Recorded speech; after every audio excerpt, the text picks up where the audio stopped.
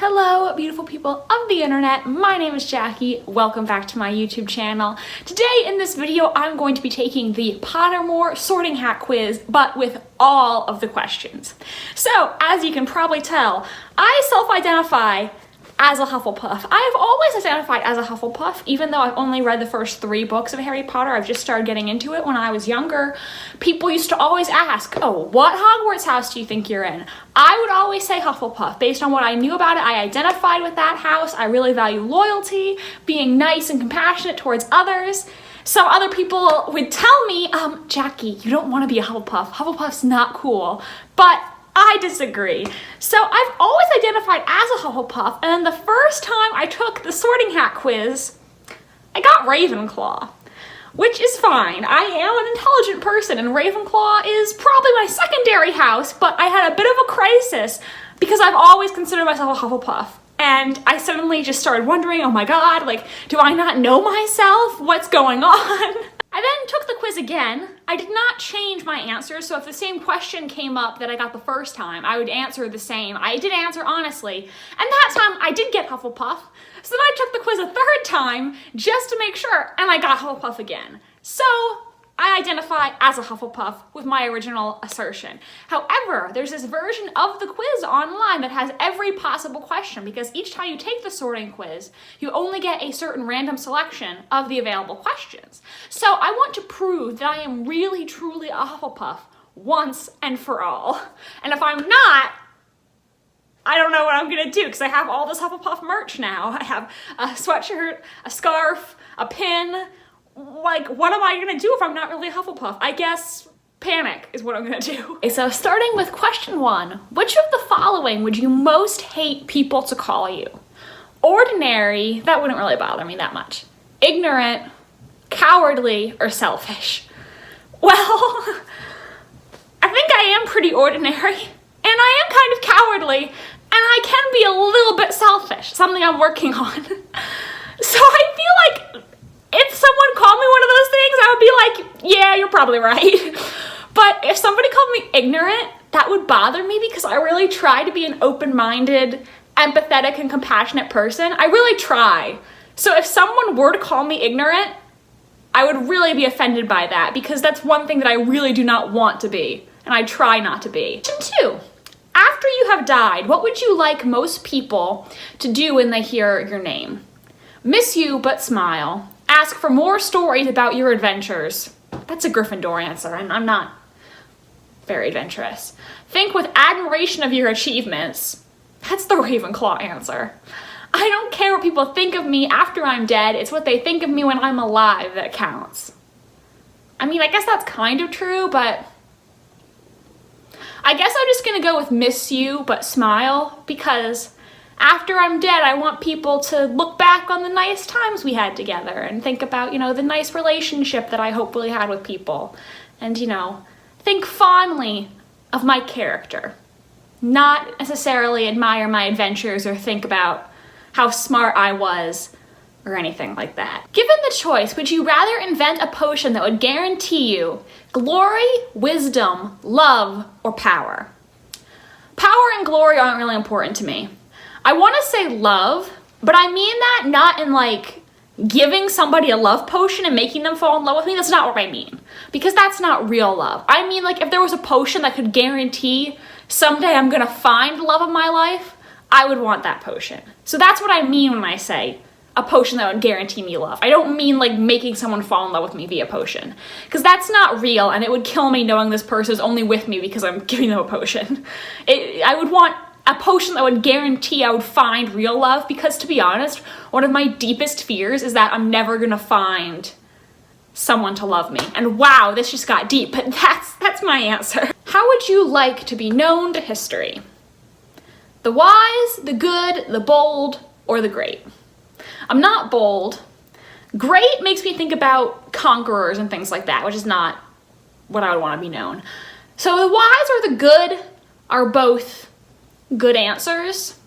I think I'll select the good, because I guess I would rather be remembered as just a genuinely good person than a wise person, but both of them are good answers. You enter an enchanted garden. What would you be most curious to examine first?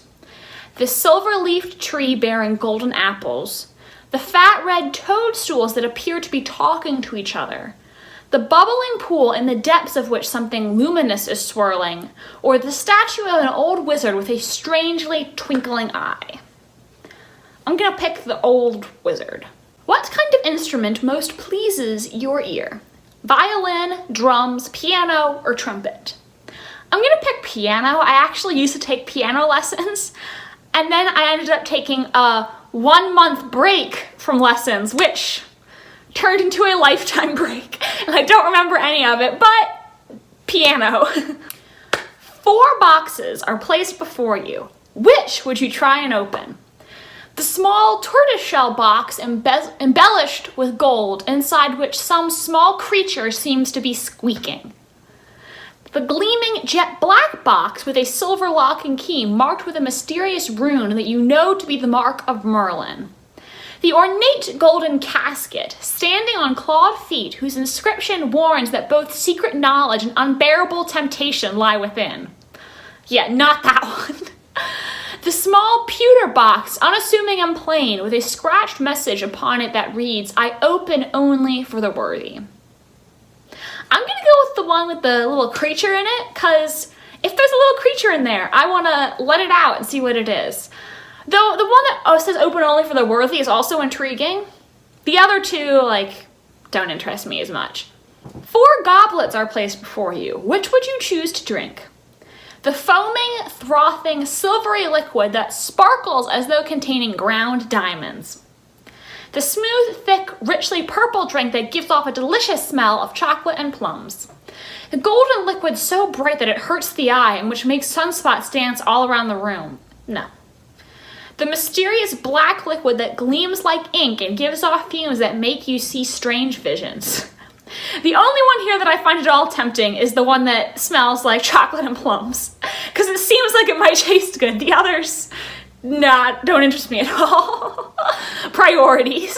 Once every century, the fluttery bush produces flowers that adapt their scent to attract the unwary. If it lured you, it would smell of a crackling log fire, fresh parchment, home, or the sea. I remember I got this on one of my sorting quizzes, and I said home then, and I'm saying home now. Okay, I remember struggling with this question before.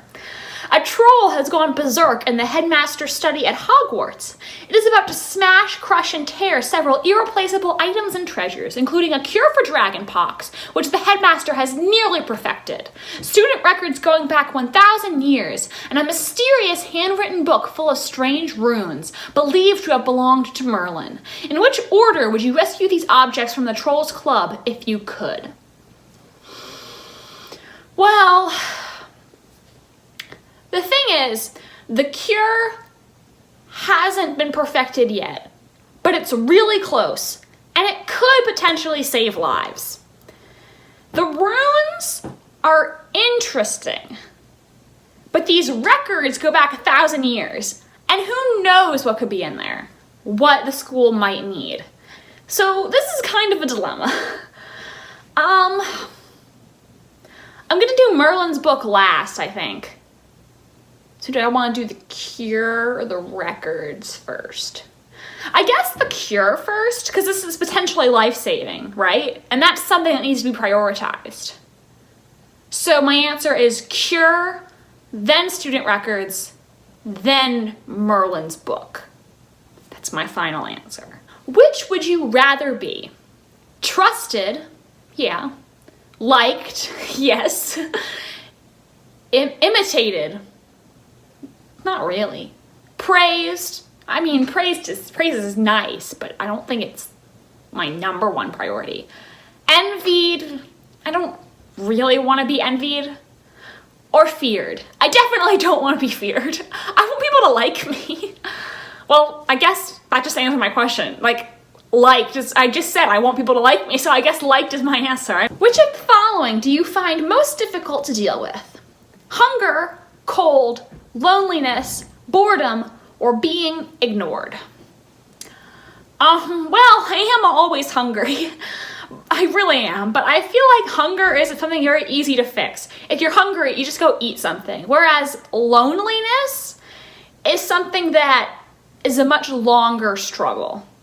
And like we've established, I want to be liked. And I really struggle with like that. I always think people don't like me, people don't want me around. I'm very self-conscious. So something like loneliness, I do struggle with. And wow, this is getting really personal, these quizzes, man. But yeah, I think loneliness is the answer. What are you most looking forward to learning at Hogwarts? Apparition and disapparition, being able to materialize and dematerialize at will. Transfiguration, turning one object into another object. Flying on a broomstick. Hexes and jinxes. All about magical creatures and how to befriend/care for them. Secrets about the castle. Or every area of magic that I can. I mean, obviously if you're going to Hogwarts, you want to learn everything so that you have lots of skills and you're a well-rounded witch or wizard. But I just kind of feel like it's a cop-out to say every area of magic. I feel like you need to pick which one you're looking forward to the most, because that's the question. Obviously, everybody wants to know everything, but the question's asking you to pick something. So I'm gonna pick the magical creatures one because I love animals and I think that would be really cool. If you could have any power, which would you choose? The power to read minds. I wouldn't want that. I feel like that would actually be more of a curse than a gift. The power of invisibility. In theory, that's really cool, but I don't know like what I would do with that. I feel like there's nothing I do that invisibility would help me with. The power of superhuman strength. I mean, not really. The power to speak to animals. Yes, I would love to know what my cat would say to me. I would love that, actually. Is that a nerdy answer? The power to change the past. That's, again, like, it could be cool, but I also feel like having that power could end up being more of a curse, because what if you just mess up the space-time continuum? You just screw everything up. That would be awful. Or the power to change your appearance at will. So I could, like, make myself drop 10 pounds? I could make myself hotter? I'm gonna go with the power to speak to animals. Which of the following would you most like to study? Centaurs, goblins, merpeople, ghosts, vampires, werewolves, or trolls? I think I'll say ghosts, because in real life I am kind of interested in ghost stories. I'm not sure if I believe in them or not, but for many years I've just found the concept of them very interesting. And I've gone on ghost tours of haunted places, I've read stories, I've watched a lot of BuzzFeed Unsolved. So if I was at Hogwarts, that could be interesting to learn about. Question 18. One of your housemates has cheated in a Hogwarts exam by using a self-spelling quill. Now he has come top of the class in charms, beating you into second place. Professor Flitwick is suspicious of what happened. He draws you to one side after his lesson and asks you whether or not your classmate used a forbidden quill. What do you do? This is a bit of a dilemma. Okay. Lie and say you don't know, but hope that somebody else tells Professor Flitwick the truth. Tell Professor Flitwick that he ought to ask your classmate and resolve to tell your classmate that if he doesn't tell the truth, you will. Tell Professor Flitwick the truth. If your classmate is prepared to win by cheating, he deserves to be found out. Also, as you are both in the same house, any points he loses will be gained by you for coming first in his place. You would not wait to be asked to tell Professor Flitwick the truth. If you knew that somebody was using a forbidden quill, you would tell the teacher before the exam started. See, I feel like what I would do is not really one of the things listed.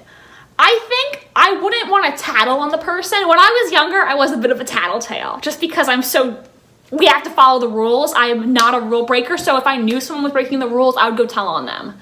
But now that I'm older, I know that that's not really my place, and my opinion is that if somebody breaks the rules and that's how they want to win by cheating, then that's something they have to live with, and I would encourage them to be honest, but I wouldn't tell on them if they didn't, because at the end of the day, they have to live with it, not me. So which one of these is closest to that? I guess tell Professor Flitwick that he ought to ask your classmate. I wouldn't tell the truth if the classmate doesn't, but I also wouldn't just outright lie to the professor. I would say, well, you need to talk to so-and-so about that because it's none of my business. So that's the answer I'm going with for this one. You and two friends need to cross a bridge guarded by a river troll who insists on fighting one of you before he will let all of you pass. Do you attempt to confuse the troll into letting all three of you pass without fighting? Suggest drawing lots to decide which of you will fight? Suggest that all three of you should fight without telling the troll, or volunteer to fight? Well, if we're in a situation where I need to fight somebody, we're all out of luck because I cannot fight anyone. I have no physicality. I guess, ideally, I would attempt to confuse the troll. I don't know how I would go about doing that, but in theory, that's what I would want to do because I can't fight anyone. If I'm in charge of fighting, we're definitely not crossing the bridge. Which road tempts you most? The wide, sunny, grassy lane. Possibly, it sounds like a nice walk. The narrow, dark, lantern-lit alley. No, sounds scary. The twisting, leaf-strewn path through woods. No. The cobbled street lined with ancient buildings. That's also a possibility. Either one of the first one or the last one are both possibilities. I guess sunny lane. Like if I'm going for a walk, I would like it to be sunny out. I don't know, I'll just pick that one. Which nightmare would frighten you most? Standing on top of something very high and realizing suddenly that there are no hand or footholds, nor any barrier to stop you from falling. Terrifying. An eye at the keyhole of the dark, windowless room in which you are locked. Waking up to find that neither your friends nor your family have any idea who you are. Oh my God, that is so terrifying. Being forced to speak in such a silly voice that hardly anyone can understand you, and everyone laughs at you. These are all bad, but I think the nightmare where none of your friends or your family know who you are is the most terrifying because what do you do in that situation? That would be horrifying. Can you imagine? Like, oh my God, that's just, oh, that's horrible. Late at night, walking alone down the street, you hear a peculiar cry that you believe to have a magical source. Do you?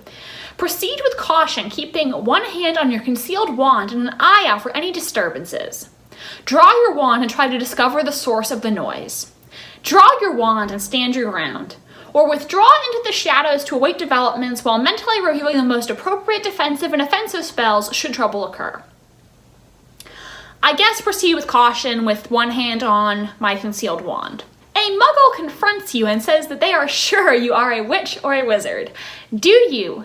Ask what makes them think so. Agree and ask whether they'd like a free sample of a jinx. Agree and walk away, leaving them to wonder whether you are bluffing. Or tell them that you are worried about their mental health and offer to call a doctor. That last one, definitely. Okay, now we're down to the end with these this or that questions.